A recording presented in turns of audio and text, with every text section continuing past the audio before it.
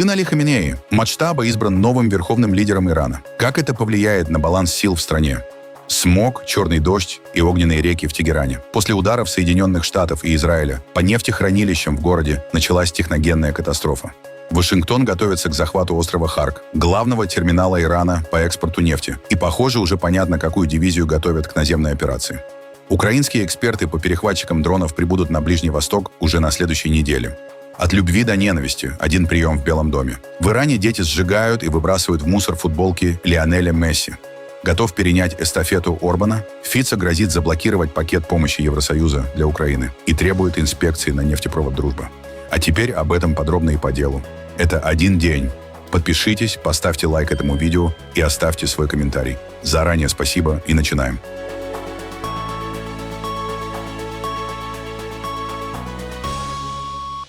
В Иране сообщили, что сын верховного лидера Али Хаменеи, Маджтаба, был избран его преемником.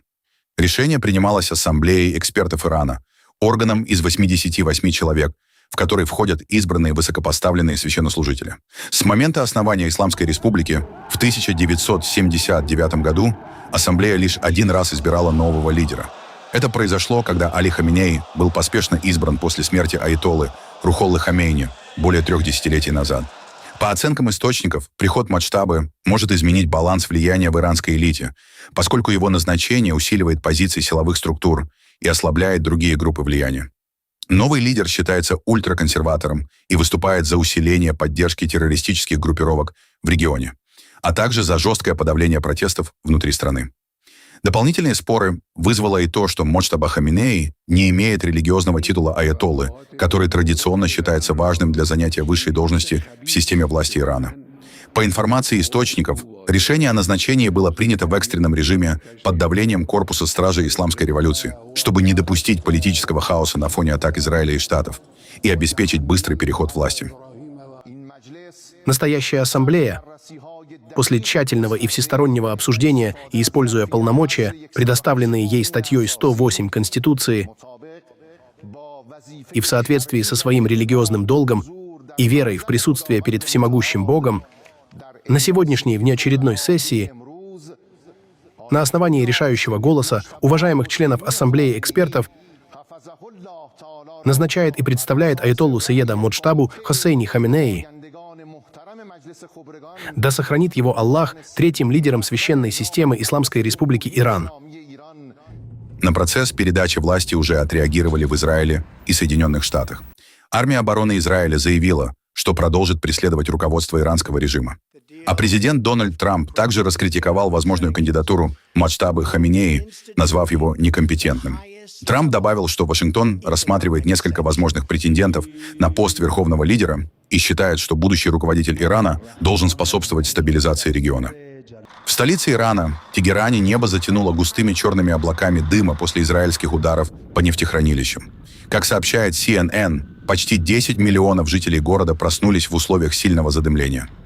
Журналисты телеканала зафиксировали мощный пожар на нефтебазе Шахран на северо-востоке Тегерана, одном из крупнейших хранилищ топлива в стране. Несколько резервуаров продолжали гореть спустя часы после ночных авиаударов. Из-за масштабного пожара над городом прошел так называемый «черный дождь». Осадки смешались с продуктами горения нефти и приобрели темный цвет. Эксперты предупреждают, что такие осадки могут представлять опасность для здоровья. Я хочу вам кое-что показать. Это белый автомобиль. Дождь, по всей видимости, пропитан маслом. Вы можете видеть на моем пальце, что он полностью почернел, и это то, что шло большую часть сегодняшнего утра.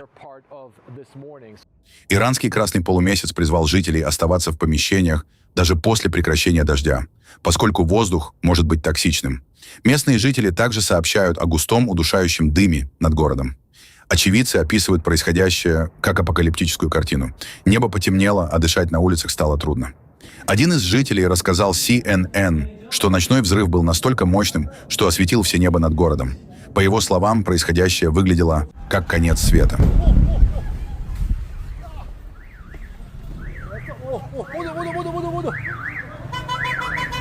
Пресс-секретарь МИДа Ирана Исмаил Багаи назвал удар по топливной инфраструктуре новой опасной фазой конфликта и военным преступлением. По его словам, атака привела к выбросу токсичных веществ которые угрожают гражданскому населению и окружающей среде. В свою очередь, представитель армии обороны Израиля, подполковник Надав Шишани, заявил, что топливные склады использовались для военных нужд, в частности, для производства топлива для баллистических ракет. Поэтому, по его словам, они являются законной военной целью. Премьер-министр Израиля Биньямин Нетаньяху после атаки заявил, что удары по Ирану будут продолжены. Он подчеркнул, что у израильской армии есть организованный план с множеством сюрпризов. Между США и Израилем возникла напряженность после ударов по нефтяной инфраструктуре Ирана, сообщает израильский 12-й канал. По словам американского чиновника в сфере безопасности, Израиль заранее уведомил Вашингтон о планируемых атаках, однако не сообщил, что они будут столь масштабными. Израильтяне сказали нам заранее об ударах по нефтяным объектам, но не сообщили, что они будут настолько широкими. «Мы не думаем, что это была хорошая идея», — сказал представитель Белого дома. Из-за ударов по иранской нефтянке в Израиль едут спецпосланники Трампа Уитков и Кушнер. Американцы полагают, что атаки, настолько масштабно затрагивающие гражданское население Ирана, могут дать обратный эффект и укрепить позиции иранских властей.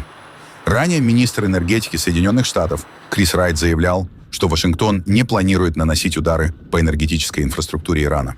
В эфире телеканала CNN он, правда, попытался уйти от ответа, насколько катастрофичны последствия таких ударов и для здоровья человека, и для окружающей среды. Давайте начнем с этих кадров из Тегерана, после того, как израильские военные заявили, что нанесли удар по топливным объектам в столице Ирана. Станет ли это новой продолжающейся стратегией Штатов и Израиля нацеливаться на нефтяную промышленность Ирана? Нет планов нацеливаться на нефтяную промышленность Ирана, на его индустрию природного газа или на что-либо, связанное с энергетическим сектором. Если это израильские удары, то речь идет о местных топливных хранилищах, чтобы заправить бензобак, знаете, в этом районе Тегерана. Соединенные Штаты не нацеливаются ни на какую энергетическую инфраструктуру. Мы хотим закончить 47-летнюю войну. Корреспондент CNN Фред Плоткин находится на месте в Тегеране, и он сообщает о густом черном дыме и нефти, падающей с неба. Один из жителей сказал, я вам процитирую, «Кажется, будто мы задыхаемся. Я знаю, что президент в последние месяцы выражал обеспокоенность за иранский народ. Вы, как руководитель в энергетической отрасли, что скажете? Каковы последствия для здоровья от этих ударов по топливным объектам?» Да, конечно, это влияет на качество воздуха, но я бы сосредоточился на тысячах американских солдат, которых иранский режим убивал на протяжении многих лет. Они начали свой режим с похищения 66 американцев и удерживали их в заложниках более года. 3 года спустя они убили сотни морских пехотинцев в Бейруте, которые не совершали никаких агрессивных действий против Ирана. Затем они продолжили это с использованием самодельных взрывных устройств в Ираке. Так что это убийственный режим. Более того, недавно они убили где-то от 10 тысяч до 30 тысяч собственных граждан, которые протестовали против их жестокого режима. Поэтому это гораздо более серьезная проблема, чем несколько дней ухудшенного качества воздуха в Тегеране. Это просто даже несопоставимые вещи. США внезапно отменили крупные учения с участием 82-й воздушно-десантной дивизии, специализирующейся на наземных операциях, что может подтверждать версию о подготовке Пентагоном такой операции в Иране по мере обострения конфликта, пишет The Washington Post со ссылкой на чиновников. Ранее на борту своего самолета в интервью журналистам Дональд Трамп допустил наземную операцию против Ирана, но подчеркнул, что это будет рассматриваться только по очень веской причине.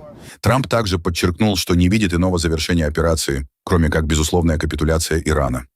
По словам официальных лиц, в последние дни армия внезапно отменила крупные учения штабного подразделения элитного десантного отряда, что подогрело слухи в Министерстве обороны о возможном направлении на Ближний Восток солдат, специализирующихся на наземных боевых действиях и ряде других задач по мере обострения конфликта с Ираном. 82-я воздушно-десантная дивизия, дислоцированная в Форт Брэгге, штат Северная Каролина, включает в себя бригадную боевую группу численностью от 4000 до 5000 военнослужащих, готовую к развертыванию в течение 18 часов для выполнения самых разнообразных задач, таких как захват аэродромов и другой критически важной инфраструктуры, укрепление посольств Соединенных Штатов и обеспечение экстренной эвакуации. Штабной элемент дивизии отвечает за координацию планирования и выполнения этих операций. В то же время агентство Axios со ссылкой на осведомленные источники сообщает, что Штаты и Израиль обсуждали возможность отправки специальных сил в Иран для контроля над иранскими запасами высокообогащенного урана на более позднем этапе войны. Издание подчеркивает, что любая операция по извлечению ядерного материала вероятно, потребует присутствия американских или израильских войск на иранской территории, которые должны будут перемещаться по хорошо укрепленным подземным объектам в разгар войны. Администрация Трампа обсуждала два варианта: полное изъятие материала из Ирана или привлечение ядерных экспертов для его разведения на месте. По данным источников издания, американские чиновники обсудили также возможность захвата острова Харк, главного терминала Ирана по экспорту нефти. Через этот остров проходит около 90% экспорта сырой нефти Ирана, что делает его критически важным для экономики страны. Скончался американский военный, получивший ранение во время атаки Ирана на Саудовскую Аравию 1 марта. Об этом сообщили в Центральном командовании Соединенных Штатов. Таким образом, общее число погибших военнослужащих США в ходе операции «Эпическая ярость» возросло до 7 человек. Прошлой ночью военнослужащий США скончался от ран, полученных во время первых атак режима Ирана на страны Ближнего Востока. Военнослужащий получил серьезные ранения на месте нападения на войска США в королевстве Саудовская Аравия 1 марта. Это уже 7-й военнослужащий, погибший в бою в ходе операции «Эпическая ярость». Основные боевые действия продолжаются. Личность погибшего будет сообщена через 24 часа после уведомления ближайших родственников. Ядерный объект в иранском Исфахане получил серьезные повреждения при ракетном ударе Соединенных Штатов и Израиля, заявил Национальный центр ядерной безопасности Ирана. Согласно его данным, к настоящему моменту информация о радиационном загрязнении не поступала. Указывается, что Международное агентство по атомной энергии проинформировано об инциденте. Ядерный объект подвергся ракетной атаке 7 марта. Ранее иранские власти заявили, что противник также нанес 1 марта 2 серии ударов по ядерному объекту в Натанзе, где расположен завод по обогащению урана. При этом утечек зафиксировано не было. Газета The New York Times указала на сходство риторики Соединенных Штатов и России в оправдании военных действий. Издание отмечает, что заявления Вашингтона о войне против Ирана во многом перекликаются с аргументами Москвы во время вторжения в Украину. В частности, авторы публикации обратили внимание на слова министра обороны Пита Хексета, который заявил: «Мы не начинали эту войну, но при президенте Трампе мы ее заканчиваем». Похожую формулировку ранее использовал Владимир Путин, утверждая, что Россия якобы не начинала войну, а пытается ее завершить. При этом, отмечает издание, между конфликтами есть принципиальная разница. Россия начала полномасштабное наземное вторжение в демократическую страну, тогда как Штаты ведут воздушную кампанию против иранского режима. Тем не менее, журналисты обращают внимание на ряд сходств. Обе стороны избегают прямо называть свои действия войной и используют расплывчатые формулировки целей. По мнению авторов статьи, подобная риторика может свидетельствовать о рисках затяжных конфликтов с нечетко сформулированными задачами. Прошла всего неделя с начала войны, но нет никаких доказательств того, что иранские чиновники или солдаты начинают капитулировать, сохраняя контроль над режимом, который сенатор Линдси Грэм, республиканец от Южной Каролины и один из самых ярых сторонников жесткой линии в отношении Ирана, называет религиозными нацистами. По мере того, как администрация Трампа предлагала разные сроки войны с Ираном, прокремлевские и антикремлевские блогеры из России стали называть план Трампа «Тегеран через 3 дня». Это была отсылка к Киеву через 3 дня. Ироничному сокращению, используемому для описания высокомерия Кремля, полагавшего, что Украина быстро рухнет. Минобороны Саудовской Аравии заявила об успешном перехвате дронов типа «Шахед», направлявшихся к нефтяному месторождению Шайба. Атаки характеризуются низкой высотой и скоростью беспилотников, что делает их трудной целью. Однако саудовские системы противовоздушной обороны справляются с угрозами. В то же время Министерство обороны Объединенных Арабских Эмиратов опубликовало кадры перехвата иранских дронов своими ударными вертолетами АН-64 «Апач». Эти вертолеты имеют передовые системы обнаружения целей и оснащены 30-миллиметровыми пушками, ракетами Hellfire и Hydra.